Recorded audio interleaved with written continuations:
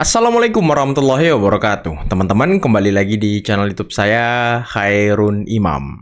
Gimana nih kabar kalian? Semoga kita semua selalu diberi kesehatan, kemudahan, dan juga limpahan rezeki dari Yang Maha Kuasa, teman-teman ya.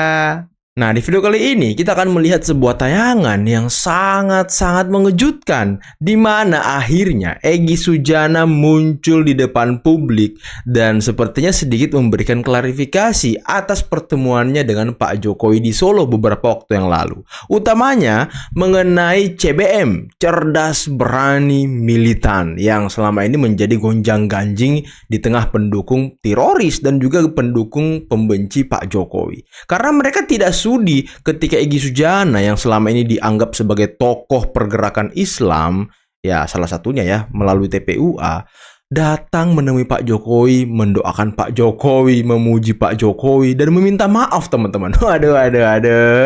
Nah, selain itu, saya juga punya video di mana Roy Suryo, salah satu tersangka klaster kedua, sepertinya sudah alih profesi nih teman-teman.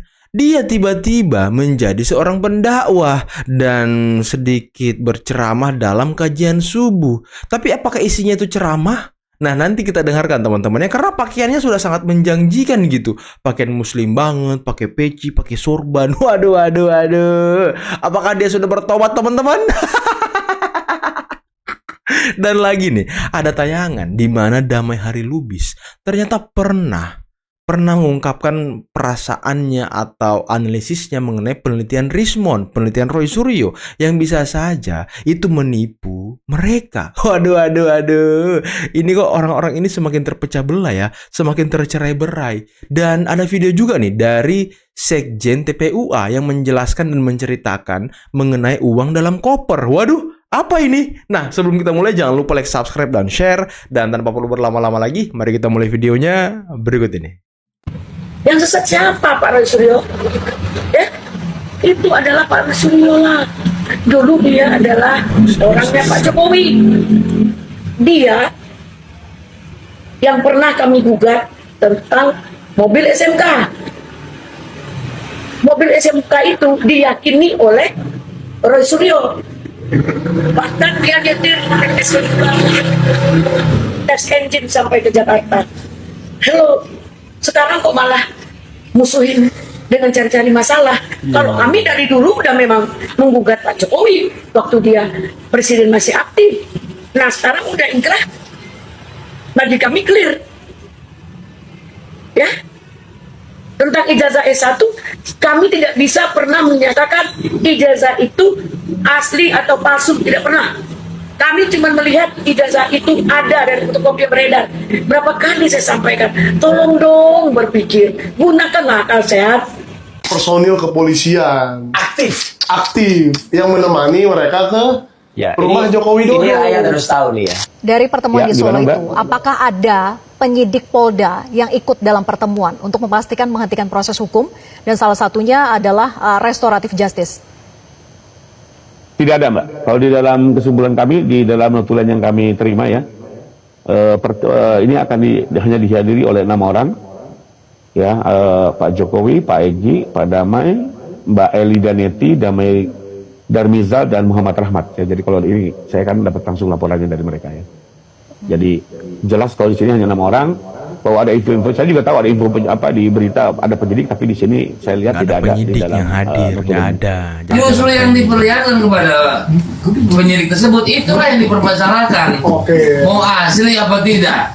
Asli pun dipermasalahkan sama mereka melalui ilmu pengetahuan. Ilmu pengetahuan itu tidak boleh bohong. Ya, tidak boleh, tidak bisa. Tidak bisa bohong. Bisa. Ilmu pengetahuan. Ya, maksudnya kalau Pak Rismon kan bohongi kita bisa, kita nggak tahu. Pak Rismon kan kalau bohongi kita bisa. Wow. Kalau Pak Rismon kan bohongi kita bisa, kita nggak tahu. Beberapa orang, termasuk saya, termasuk Dr. Rismon, termasuk Dr. Tifa, kemudian sekarang mengalami satu nasib. Tapi insya Allah Bapak dan Ibu, kami tetap terus melaksanakannya. Kami hanya berpegang pada insya Allah apa yang kita teliti dan apa yang kita lakukan itu tetap pada jalan yang benar. Waduh, bentar. Pejuang subuh. Waduh, Waduh, ini ceramah subuh kan? Di Setiabudi, Jakarta Selatan. Kok penceramahnya Roy Suryo? Terus ngebahas soal perjuangan dia. Ini ceramah apa propaganda ini? Waduh. Apa-apaan sih kawan ini? Sedang mencari dukungan dari umat Islam kah? Biar nanti kalau suatu saat mereka dibui, ya kan? Dia bisa memprovokasi masyarakat, utamanya masyarakat Islam, untuk aksi demonstrasi. Apakah itu tujuan mereka? Nah, ini yang selalu menjadi pertanyaan besar, teman-teman. Wow. Dan sebenarnya ini juga ada dalam, kalau kita bicara masalah bohong dan tidak, ada dalam surat An-Nur ya, gitu, surat ke-24 di ayat 12. Bismillahirrahmanirrahim. Lau a'id samitumuhu zanal mu'minuna wal mu'minahu bi anfusihim kairan wa khalu hazaifun mubin. Artinya, mengapa ketika kamu mendengar berita bohong itu, orang-orang mukmin dan mukminat tidak berprasangka baik kepada diri mereka sendiri dan berkata, apakah ini sebuah kebohongan yang nyata? Kita menyatakan tidak kepada penguasa. Resikonya apa, Bapak dan Ibu? Ya, yang seperti yang saya alami. Kacau ini. Saya di depan Bapak dan Ibu, mohon maaf, sekarang statusnya tersangka atas kasus ketika saya mencoba membongkar atau kami membongkar. Tapi nggak apa-apa Bapak dan Ibu. Kita menegakkan amar ma'ruf nahi mungkar. Wah, kacau Kalau memang begini. kita yakin benar dan insya Allah itu benar, nggak apa-apa. Bisa loh. Tersangkanya juga udah lama sampai dengan sekarang juga masih jalan aja, jadi ya terus aja. Ya, nggak ada masalah. Ya. Ketawa geli bukan biji jika saya video diedarin ini jauh-jauh loh dari Pangandaran minta klarifikasi. Jadi namanya Ade Vampir. Digeruduk loh. Jadi kalau ada yang mau klarifikasi datanglah ke sini, lihat video itu. Saya tulis buku buat Jokowi supaya dia cerdas, dia berani dan militan. Kan begitu. Karena ada yang nyebut dia bajingan tolol, ya lawannya kan mesti cerdas. Ada yang nyebut dia penakut, saya doakan ya, karena ngadepin rakyat demo-demo kabur, dia supaya berani gitu deh. Kemudian Paling ada yang bisa bilang emang dia orang nggak ini. militan, belain Palestina, Paling Tinta bisa. supaya militan, kan bagus CBM itu. Dan ini di sini tuh. Nah ini sahabat saya yang bagus tuh. Nah itu foto itu. Jadi waktu buku itu ditandatangani oleh Bang Egy, itu banyak berkembang informasi seolah-olah Bang Egy menandatangani buku yang diberikan kepada Pak Jokowi. Ada lagi nih dari ini, coba kenalin. Ketua, Izin Bang. Nama saya Ade Cenal Mutakin, sarjana hukum, lawyer dari Kabupaten Pangandaran. Ini juga saya datang ke abangku, ke Panglima-ku, jauh-jauh dari Pangandaran ya. Walaupun saya ada tugas sangat penting, tapi saya datang dulu ke sini Bang. Apa betul apa tidaknya. Walaupun itu betul, ada undangan dari beliau ya, mantan Presiden ke-7 Pak Jokowi, yang itu namanya juga silaturahmi, gitu kan, tidak ada salahnya walaupun ada. Cuman berita ini jangan sampai dikembang di opini di publik nggak jelas gitu kan. Tapi ya nggak ada undangan dari Pak Jokowi untuk Egy Sujana.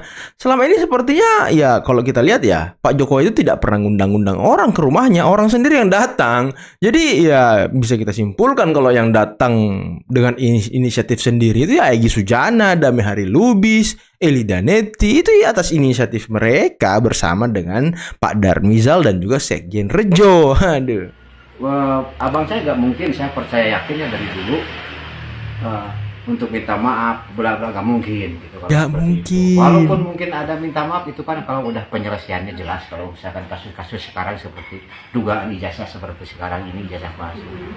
Mungkin saya datang ke sini juga ya alhamdulillah mungkin penjelasan sudah sangat jelas dari abangku dan mengerti dan sangat paham. Saya juga ternyata tidak seperti itu berita di publik itu aja Pak. Ya saya sarankan kepada khalayak ramai, terutama justru ini kepentingan sebenarnya organisasi PPMI ya, karena Presiden PPMI si Daeng Wahidin menginformasikan di grup saya lagi tanda tangan buku Osjubedir untuk Tuan dari kasus-kasus hukum misalnya kalau ada, atau benefit yang lebih konkret lagi yaitu fulus ya, al fulus. Nah, ini Sebagai sekjen TPUA, gimana Azam menimpalinya?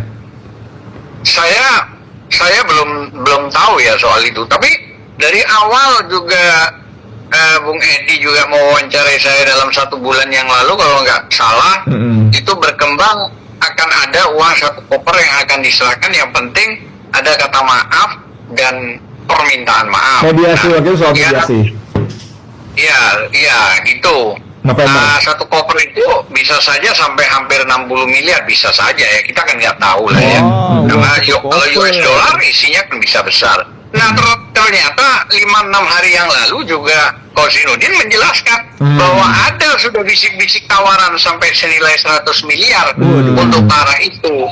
Dan semua kita menolak, sepakat karena kita istiqomah, karena itu kita anggap uang api, uang haram, menurut kita ya, minta maaf ini ya, karena itu beresiko pada badan kita, darah kita, dan keluarga kita kalau kita makan. Waduh, ini mulai memframing bahwa orang yang ketemu dengan Pak Jokowi kemungkinan besar itu mendapatkan upeti yang besar juga, teman-teman. Aduh, mulai mendiskreditkan kawan sendiri. Tapi memang teman-teman ya, kalau kita lihat kebiasaan orang-orang ini, ketika ada di antara kelompok-kelompok mereka ini atau siapapun itu yang membela Pak Jokowi, yang datang minta maaf ke Pak Jokowi, yang akhirnya rekonsiliasi dengan Pak Jokowi, pasti dibilang itu dapat iming-iming, itu dapat upeti, itu dapat. Nah, itu untuk mendiskreditkan atau mendowngrade orang tersebut agar orang tersebut tidak dipercaya lagi oleh masyarakat. Nah, itu trik yang selalu mereka lakukan, teman-teman. Ya, seperti halnya wawancara ini. Belum lagi nanti di stempel secara CCTV Allah bahwa benar nih Azam berkhianat ini. Nah, sehingga apa yang terjadi? Nah, itulah siksa kubur itu akan ada sampai siksa selamanya lah, intinya begitu, karena berkhianat. Nah, itu yang kita takutkan. Nah, kalau cerita-cerita itu yang berkembang, ya saya nggak ngerti juga ya. Apa sih maksud tujuannya? Masa cuma sekedar mau membeli buku dengan tadi cerita apa CBS itu? CBM. Cerdas, benar, berani dan militan. Ya, berani dan militan. Masa iya. iya Jokowi begitu? Ya, menurut versi mungkin Bang Egy ya begitu. Itulah ya. Tapi memang kalau baca berita soal itu saya terus terang mual ya. Karena Egy Sujana memuji-muji sebagai seorang yang konsisten, berani, jujur. Astagfirullahaladzim, di berita itu. Ditambah kutipan langsung dalam video sangat pendek itu, Jokowi adalah CBM, cerdas, berani, militan. Tuh susah. Sudah, ya, saya kira bukan cuma cukup di mulut, banyak yang mencet sudah itu, bahkan diare. Ya, kira-kira ya, saya udah tahu juga. Panik kalian, panik. Bahkan pada level sudah diinfus, kalau tidak bahaya gitu loh, karena cairan sudah banyak keluar. Bung Azam, ini tadi kita ngobrol di sebuah acara yang cukup besar tadi ya, para tokoh umat ya. Anda juga hadir di sana tadi kan. Itu dari satu meja ke meja lain itu beredar angka 100 miliar. Saya bilang 100 miliar bos, kata teman sebelah saya. Wah, kalau buat konglomerat oligarki Jokowi kecil, uang mereka ribuan triliun. Oke kan, satu ya. Kedua, sebelah saya yang lain bilang, ih banyak amat, kegedean buat orang-orang itu. Ya, makanya kalau saya pribadi, saya tidak dalam kapasitas untuk menjawab, iya benar. Tapi yang segelintingan berita kan sudah pernah diwawancarai antum, Ana, bahwa ada 1 koper yang isinya cukup fantastik, bisa saja sampai 60 miliar kalau US dollar. Termasuk yang AK juga, Kozinudin mengatakan bahwa ada bisik-bisik 100 miliar. Nah, berarti kan sudah ada seliweran begitu, bisa jadi, bisa lebih, memang iya. Anda tahu nggak, tadi sebelah saya waktu makan siang jam, sebelah saya waktu makan siang tadi, itu mengatakan, kebanyakan itu 5 miliar bagi-bagi itu. Tapi berapapun jumlahnya ya, berapapun jumlahnya, kalau uang itu sebagai kompensasi atas tanda kutip pengkhianatan ya sayang betul ya. Bisa saja terjadi, bisa saja terjadi. Jokowi 10 tahun sekarang gimana? Setiap hari dihujat, setiap hari dipersoalkan semua hal, bukan cuma ijazahnya, tapi segala perilaku politiknya, termasuk kemungkinan korupsi-korupsinya cepat atau lambat akan dibongkar. Dan di alam medsos yang melakukan itu adalah rakyat-rakyat kroco seperti kita ya. Rakyat-rakyat kroco. Iya, rakyat kecil. Kalau dulu kan yang mempersoalkan itu biasanya elit kan, akademisi, DPR, orang politikus dan sebagainya. Sekarang publik, rakyat grassroots. Iya. Grassroots punya alat media sosial yang bisa menumpahkan unek-uneknya, kemarahannya, kekecewaannya. Nah, itu harus dipikirkan oleh Prabowo. Mau seperti dulu Soeharto atau bahkan Jokowi. Siapa sih yang suka pensiun digerogotin oleh hujatan-hujatan kecaman kayak gitu? Hanya karena lalai atau sakau dengan kekuasaan ini. Saya mau keliling dunia kan tiap keliling dunia 2 pesawat, yang satu khusus Prabowo dengan lingkarannya, kemudian yang rombongan lain pesawat sendiri, dan dia bisa melakukan apapun. Problem kekuasaan kan gitu, merasa ketika berkuasa semuanya bisa dia lakukan. Karena kan kekuasaan itu, konsep kekuasaan manusia itu kan, maaf ya, kalau analisis saya itu mirip mencoba mimesis itu meniru kekuasaan Tuhan.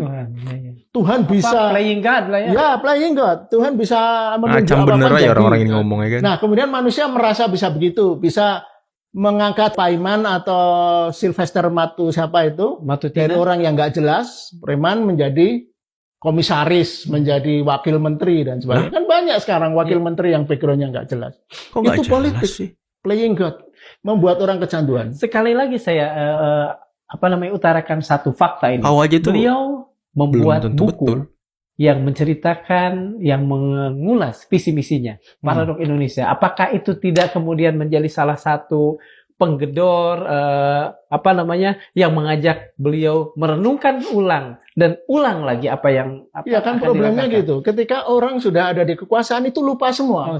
Nalar deliberatifnya. Nalar. Berpikir jaga jarak. Itu Prabowo menulis itu ketika dia menjadi oposisi Jokowi. Waduh. Macam betul aja pengamat-pengamat ini ngomongnya kan. Macam betul aja hidup mereka nih. Aduh. Pak Jokowi diulik-ulik kasus korupsinya oleh masyarakat. Dicibir-cibir masyarakat. Ya masyarakat yang mana? Cuma pendukung kalian kok, berapa persen yang selama ini kalah dari Pak Jokowi, tidak punya apa-apa, tidak dapat jabatan apa-apa dari pemerintahan Pak Jokowi. Cuma itu. Dan tidak ada elit yang membicarakannya. Ya karena memang tidak ada bukti. Tidak ada bukti. Masyarakat ini kan ya hanya melihat dari luar. Sedangkan kasus-kasus itu kita harus melihat dari dalam. KPK harus melakukan penyelidikan, harus ada laporan. Ini nggak ada laporan. Ayo lapor aja kalau kalian punya bukti, lapor kemarin. Mantan ketua KPK lapor ke KPK mengenai bukti korupsi Pak Jokowi. Ternyata nggak punya bukti juga dia. Gimana itu? Apa-apaan ini? Jadi kalian itu menuduh tanpa bukti, hanya framing. Terus nggak usah kau ajarin Pak Prabowo. Aduh, inilah ya yang selalu dikatakan Pak Prabowo. Ada pengamat-pengamat, ada akademisi-akademisi. Beliau nggak ngomong akademisi ya, pengamat-pengamat kali ya. Podcast yang ya kerjanya framing, menyebarkan kebencian. Lebih tahu apa yang dilakukan, apa yang diucapkan Pak Prabowo daripada Pak Prabowo sendiri. Nah ini yang begini-begini nih, yang dikatakan yang selalu disindir-sindir oleh Pak Prabowo. Aduh, Pak Prabowo itu ya 5 tahun bekerja di pemerintahan Pak Jokowi sebagai Menteri Pertahanan. Posisi yang sangat strategis, bos. Menteri Pertahanan 5 tahun. Dan beliau, kau bilang kan, oposisinya Pak Jokowi. Begini logikanya. Kalau Pak Prabowo menemukan ada bukti korupsi Pak Jokowi, sudah barang pasti. Itu pasti beliau akan usut, beliau akan ini, akan itu. Dan berkali-kali Pak Prabowo memuji kinerja Pak Jokowi. Memuji apa yang dilakukan Pak Jokowi selama memimpin Indonesia ini selama 10 tahun. Aduh, ini pengamat macam betul lah ya. Udahlah teman-teman. Capek saya ngeliat orang ini. Udah, mungkin cukup sekian video kali ini. Jangan lupa like, subscribe, dan share videonya. Akhir kata, billahi taufiq wal hidayah. Assalamualaikum warahmatullahi wabarakatuh. Bye-bye.